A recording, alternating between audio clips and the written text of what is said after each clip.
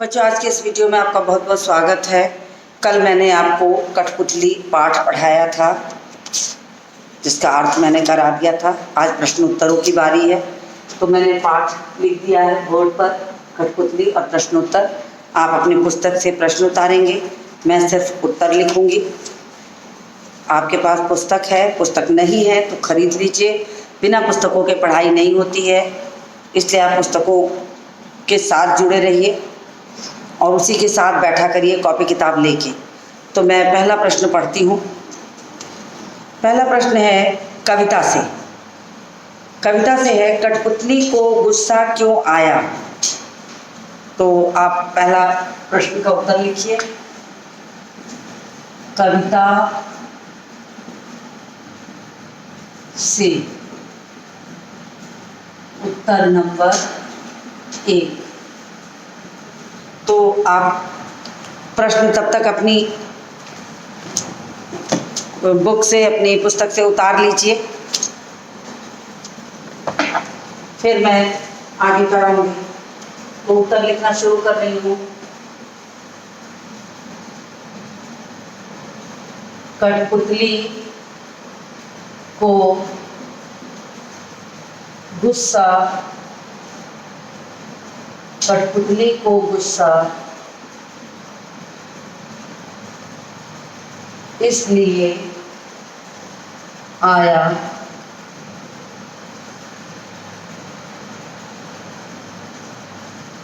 क्योंकि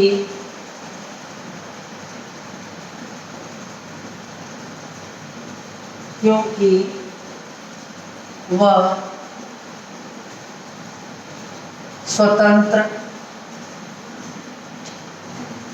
होना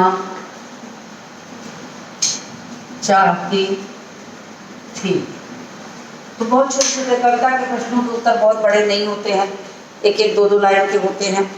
तो आप उसको करते चलेंगे तो साथ साथ पूरे भी हो जाएंगे, आपको ज़रा सा भी परेशानी नहीं होगी। मैं थोड़ा सा कैमरे को एडजस्ट कर दूं ताकि आपको कोई उत्तर लिखने में दिक्कत ना हो। तो मैंने कैमरे को ज़रा सा एडजस्ट कर दिया। अभी थोड़ा सा मुझे लगता है कि और करना चाहिए।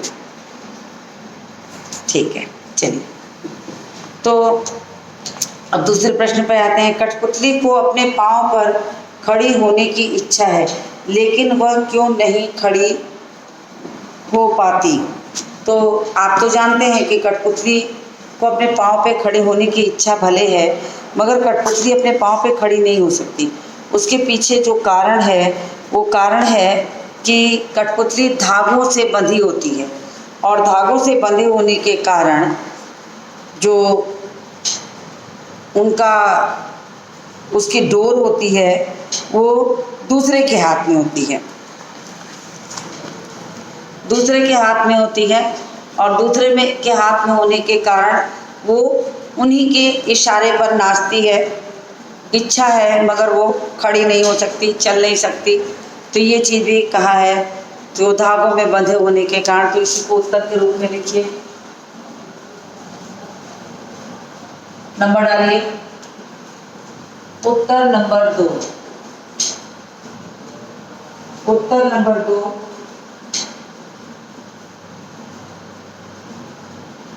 कठपुतली इसलिए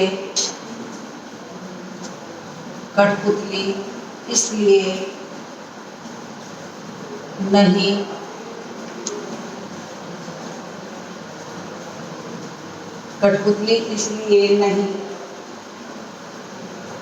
खड़ी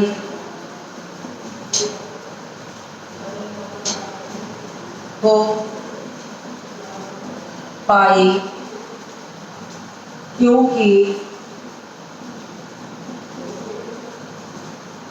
क्योंकि वह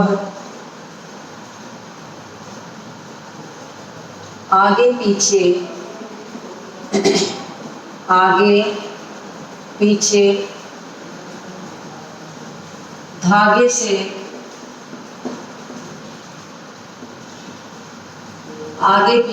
धागे से बंधी हुई होती है, आगे पीछे धागे से बंधी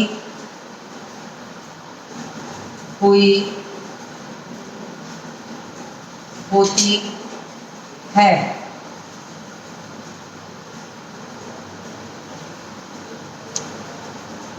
और बिना धागों के सहारे वे खड़ी नहीं हो सकती।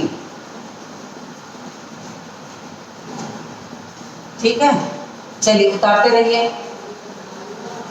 अब मैं तीसरा प्रश्न आपको समझाती हूँ। तीसरा प्रश्न है, पहली कठपुतली की बात दूसरी कठपुतली को क्यों अच्छी लगी। तो पहली कठपुतली ने सबसे पहले विद्रोह की भावना उसके अंदर जन्म ली थी। उसने कहा था कि वो स्वतंत्र होना चाहती है। तो इसी बात को तो जब बाकी कठपुतलियों ने सुना तो उन्हें लगा कि ये बिल्कुल अच्छी बात है, सही बात है, स्वतंत्रता सबका अधिकार है, तो उन्हें स्वतंत्र होने का अधिकार है। ये सोच करके बाकी कठपुतलियों को भी उसकी जो बातें थी बहुत अच्छी लगी। वो भी चाहती हैं कि वो स्वतंत्र हों। तो इसी बात को यहाँ उत्तर के रूप में लिख देती हूँ।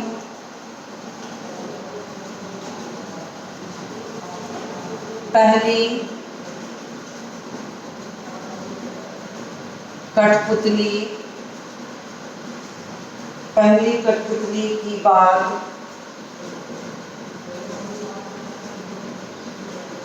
कठपुतली की बात दूसरी कठपुतलियों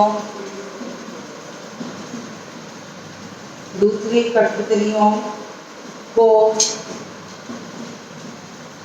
अच्छी लगी,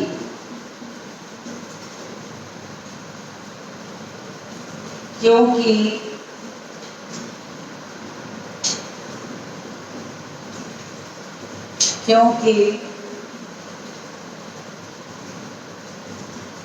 पहली की तरह ही वे भी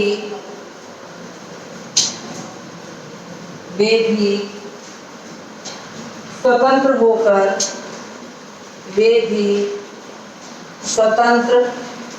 होकर अपने पैरों पर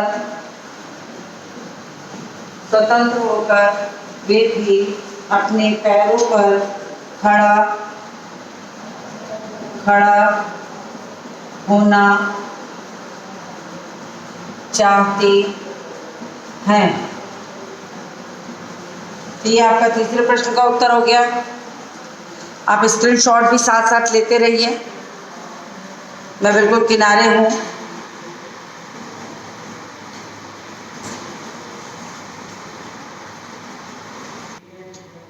अब देखिए चौथा प्रश्न मैं समझाती हूँ आपको। चौथा प्रश्न है, पहली कठपुतली ने स्वयं कहा कि ये धागे क्यों हैं मेरे पीछे आगे, इन्हें तोड़ दो, मुझे मेरे पाँव पर छोड़ दो, इन्हें तोड़ दो, मुझे मेरे पाँव पर छोड़ दो। तो फिर वह चिंतित क्यों हुई, ये कैसी इच्छा मेरे मन में जागी। नीचे लिखे वाक्यों की सहायता से अपने विचार को व्यक्त करिए। तो ये प्रश्न है, इस प्रश्न में नीचे लिखे हुए जो वाक्य हैं उन वाक्यों को देखिए, मैं पढ़ती हूँ क्या लिखा है। उसे दूसरी कठपुतलियों की जिम्मेदारी महसूस होने लगी। मतलब इसमें जो 4 ऑप्शन दिए हैं उन चारों ऑप्शन में से एक ऑप्शन सही है, उसको आप ध्यान से सुनिए। उसे दूसरी कठपुतलियों की जिम्मेदारी महसूस होने लगी। दूसरा, उसे शीघ्र स्वतंत्र होने की चिंता होने लगी। तीसरा है, वह स्वतंत्रता की इच्छा को साकार करने और स्वतंत्रता को हमेशा बनाए रखने के उपाय सोचने लगी। चौथा है, वह डर गई क्योंकि उसकी उम्र कम थी। तो आपको क्या लगता है कि इनमें से कौन सी चीज़ है जो उसके मन में आई होगी कि जिसके कारण वो डर गई कि ये कैसी इच्छा मेरे मन में जागी, क्यों उसे डर लगा होगा? जहाँ तक मुझे लगता है कि उसे इसलिए डर लगा होगा कि उसे ये लगा कि अब उसके ऊपर बाकी कठपुतलियों की भी जिम्मेदारी जो है वो आ जाएगी। यदि किसी ने पहला कदम बढ़ाया तो जिम्मेदारी उसी के ऊपर आती है। तो यहाँ पर यही कहा गया कि अगर उसने पहला कदम बढ़ाया है तो उसकी जिम्मेदारी बढ़ गई, तो उसे सबकी देखरेख और जिम्मेदारी लेनी पड़ेगी, इसीलिए वो डर गई। तो मैं ऑप्शन यहाँ उतार देती हूँ, प्रश्न उत्तर नंबर 4 लिख करके। उत्तर नंबर 4 प्रश्न आप बुक से अपनी लिखिएगा, अपनी पुस्तक से। क्योंकि उसे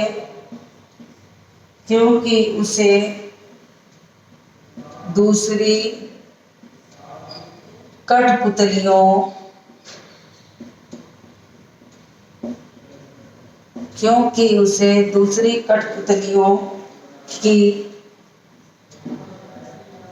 जिम्मेदारी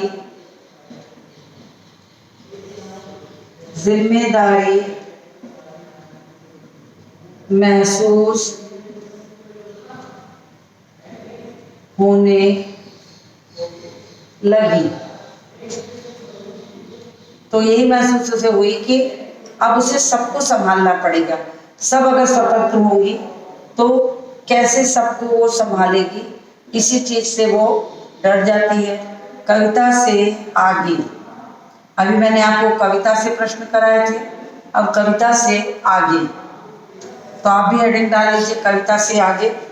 अब मैं अगला प्रश्न पढ़ूंगी, तो देखिएगा अगला प्रश्न जो है उसको मैं पढ़ती हूँ, आप ध्यान से सुनिए।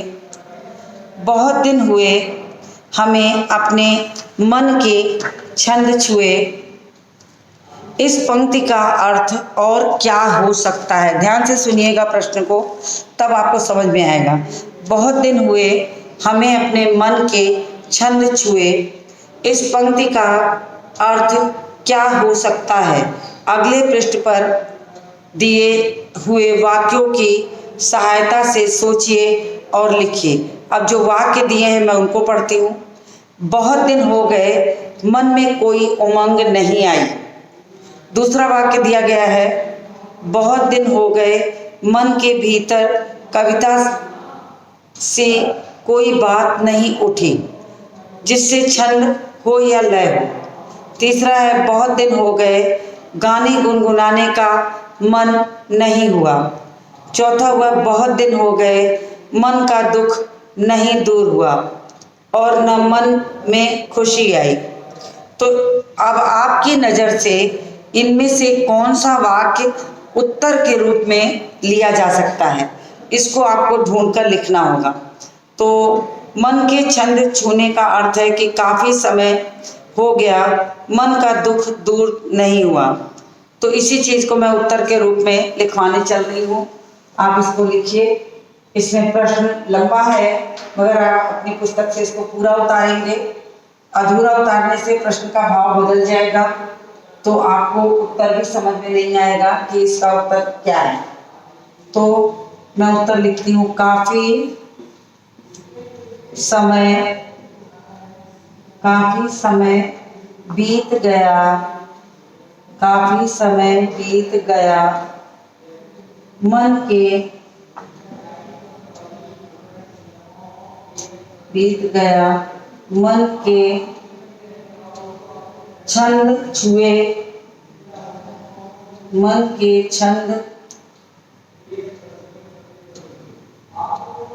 के छंद छुए, का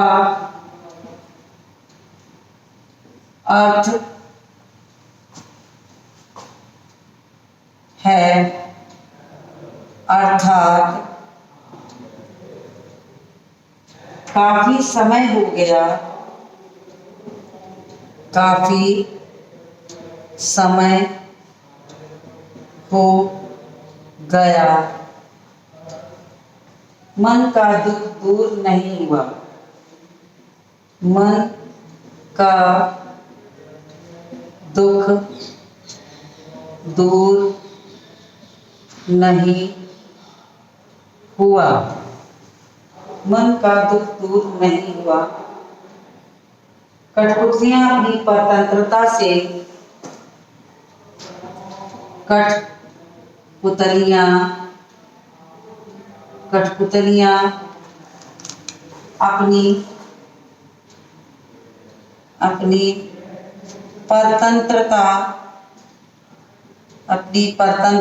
से, कठपुतलियां अपनी परतंत्रता से दुखी हैं,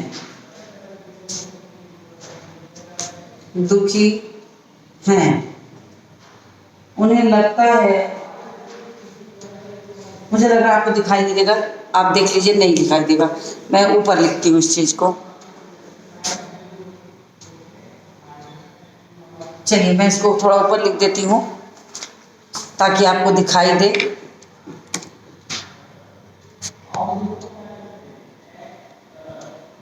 ठीक है, तो मैं थोड़ा सा ऊपर लिख देती हूँ इसको। ऊपर का आप स्क्रीनशॉट ले लीजिए, तब तक मैं बिल्कुल किनारे हूँ, स्क्रीनशॉट लीजिए, फिर मैं इसको ऊपर से रब करूँ। तो कविता से जो प्रश्न है उसका उत्तर मैंने लिखा था, उसको मैं रब कर दे रही हूँ और आपको मैं इसके उत्तर को ऊपर पूरा कर देती हूँ। चलिए इसके उत्तर को, दुख दूर नहीं हुआ,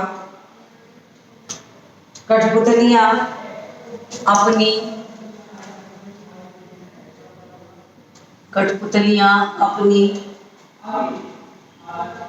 परतंत्रता से कठपुतलियां अपनी परतंत्रता से दुखी हैं,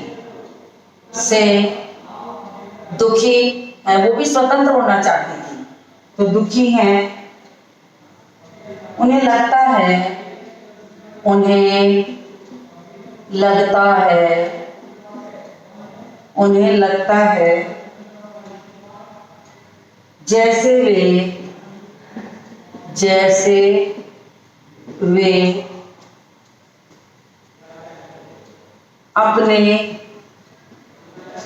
जैसे वे अपने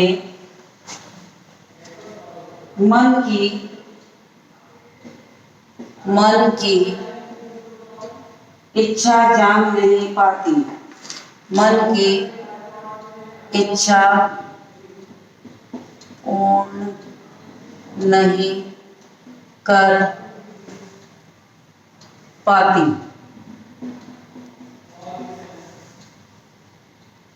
प्रथम कठपुतली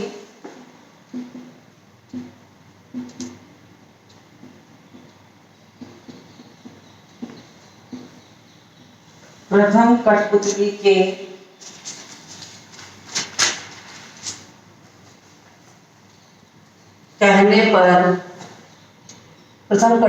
कहने पर उनके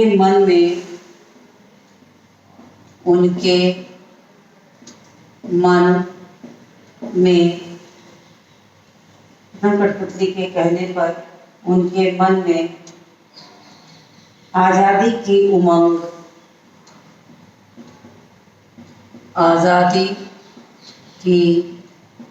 उमंग जाग गई थी। तो ये इसका उत्तर हो गया। आप इसको लिख लीजिए, स्क्रीनशॉट भी रखिए। इसके बाद मैं अगला प्रश्न पढ़ूंगी। अगला प्रश्न है, नीचे दो स्वतंत्रता आंदोलन के वर्ष दिए गए हैं। इन दोनों आंदोलनों के दो दो स्वतंत्रता सेनानियों के नाम लिखिए। तो ये तो आप ऐसे भी कर सकते हैं, लेकिन फिर भी लिखवा देती हूँ। तो मैं नीचे वाला रब कर रही हूँ, आप ऊपर का तब तक करते रहिए।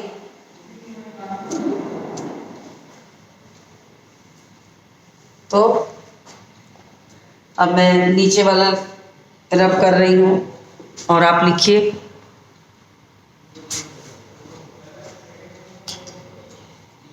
उत्तर नंबर 2, उत्तर नंबर 2, सन 1857। कौन से दो सन दिए गए हैं? 42 और 57। तो सन 1857 में नाना साहब, तात्या टोपे, वीर कुंवर सिंह, लक्ष्मीबाई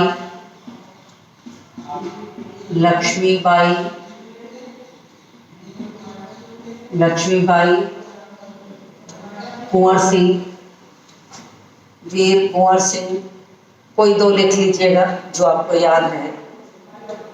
वीर कुंवर सिंह इत्यादि का नाम। फिर दूसरा है सन 1942 में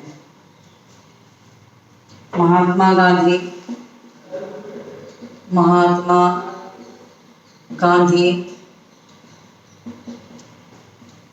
चंद्रशेखर आजाद,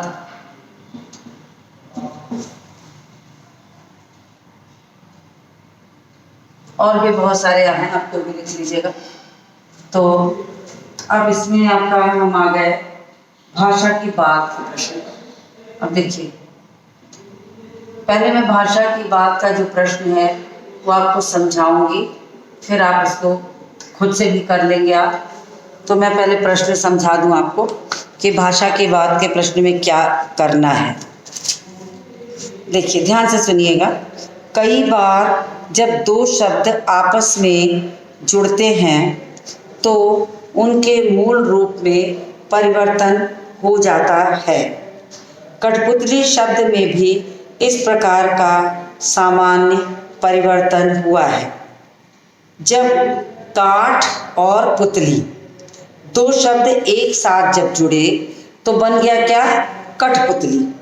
एक नया शब्द बना, कठपुतली शब्द बन गया और इससे बोलने में सरलता आ गई। अगर हम कहते काठ की पुतली तो शायद आपको समय भी लगता और लिखना भी पड़ता, तो दिक्कत होती। अब मैंने दोनों को मिला के बना दिया कठपुतली, तो एक नया शब्द भी बन गया और नई चीज भी और आसान भी हो गया, और इससे बोलने में सरलता आ गई। इस प्रकार कुछ शब्द बनाइए। काठ से कठ हुआ और उस कठ के साथ और अन्य शब्द जोड़ें तो आपको समझ में आएगा। तो मैं यहाँ लिखती हूँ भाषा की बात का उत्तर नंबर 1। मैं इसका प्रश्न भी सोच रही हूँ लिख दूँ कि ताकि आपको ये समझ में आए कि इसके प्रश्न कैसे आएंगे। तो प्रश्न भी लिख देती हूँ।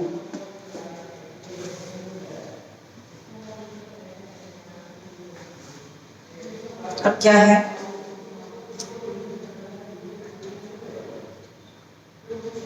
दो शब्दों को जोड़ कर एक नया शब्द बनाएं। तो और भी किसी तरीके से प्रश्न को दिया जा सकता है। तो आपके में पहले तो काठ शब्द का दिया है, कठपुतली। तो देखिए, कठ प्लस पुतली बना तो शब्द क्या बन गया? कठपुतली। अब दूसरे में काठ के लिए फिर कठ आया, कठ फोड़वा, तो क्या बन जाएगा? कठपुड़वा। फिर तीसरा शब्द जो दिया है पुस्तक में, कठ प्लस गुलाब, तो कठ गुलाब, कठ गुलाब।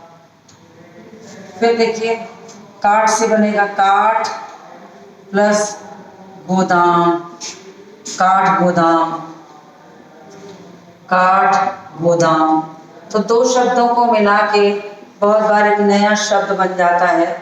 इसी तरीके से आपके पुस्तक में शब्द दिए गए हैं, उसमें दिया हाथ से हाथ लगा के बनाइए, सोना का सोन लगा के और मिट्टी का मट लगा के। तो हाथ का पहले करते हैं शुरू। हाथ से बनाना है, हाथ का हाथ, तो हाथ से आप हाथ बनाना है तो क्या जोड़ेंगे? पहला जोड़ दीजिए हाथ करघा, हाथ करघा, नया शब्द बन गया आपका हाथ करघा। फिर दूसरा क्या बन सकता है? हाथ गोला, क्या बन जाएगा? हाथ गोला। और सोचिए, फिर तीसरा क्या बन सकता है? हाथ कड़ी, क्या बन जाएगा? हाथ कड़ी। तो ऐसे आपको शब्द बनाने हैं, एक दो मैं बना रही हूँ, कुछ आप बनाइएगा, कुछ नए शब्द हो जाएंगे। तो इसका स्क्रीनशॉट लीजिए, स्क्रीनशॉट लीजिए, फिर मैं आगे का कराऊंगी।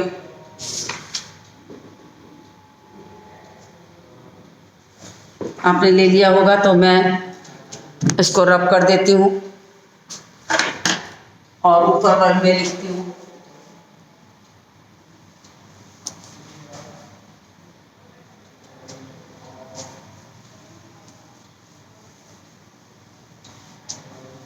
उसके बाद है शब्द जो है वो क्या है? सोना। अब सोना से सोन बना है, सोना से सोन बना। अब सोन से बनाइए, सोन परी, सोन परी।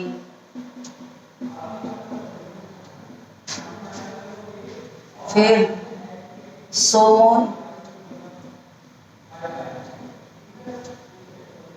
चिड़ैया, सोन चिड़िया जिसको कहते हैं, सोन चिड़ैया लिखिए या सोन चिड़िया, जो चाहिए वो लिखिए।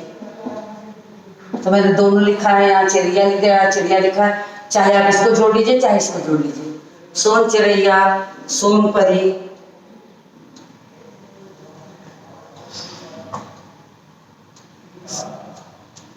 उसके बाद शब्द दिया है,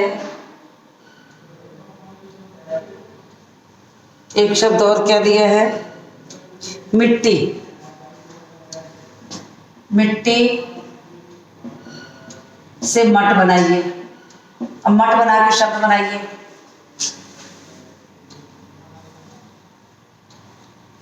मिट्टी से आपका मट हो जाएगा, तो मट, मट के साथ जोड़ दीजिए मैला, मट मैला। फिर दूसरा बन सकता है मट कोण, एक परंपरा होती है मटकोण, मटकोण, मटकोण। फिर मट के साथ और कुछ जोड़िए, मट खाना, जिसको मट्टी खाना कहते हैं, जहाँ मिट्टी मिलती है, मट खाना। तो ऐसे बहुत सारे शब्द हैं। अगर आपको भी कुछ शब्द याद आ रहे हो तो इसमें जोड़ सकते हैं, 2 की 3 की जगह 5 बना लीजिए। तो उससे क्या होगा कि आपको शब्द निर्माण करना आ जाएगा। इसके बाद का जो प्रश्न है वो है, इसके बाद का प्रश्न मैं समझा दूं आपको।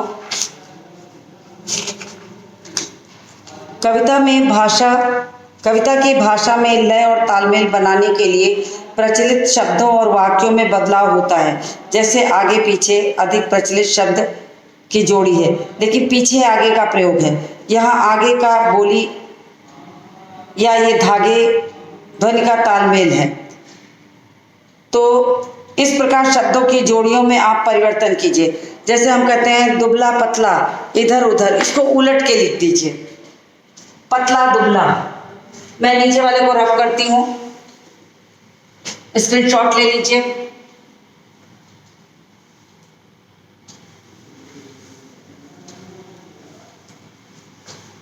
तो इसका उत्तर नंबर 2 दूसरे वाले का, फिर मैं लिख रही हूँ, इसको उलट के लिख दीजिए, बस खाली इसको उलट के लिख दीजिए।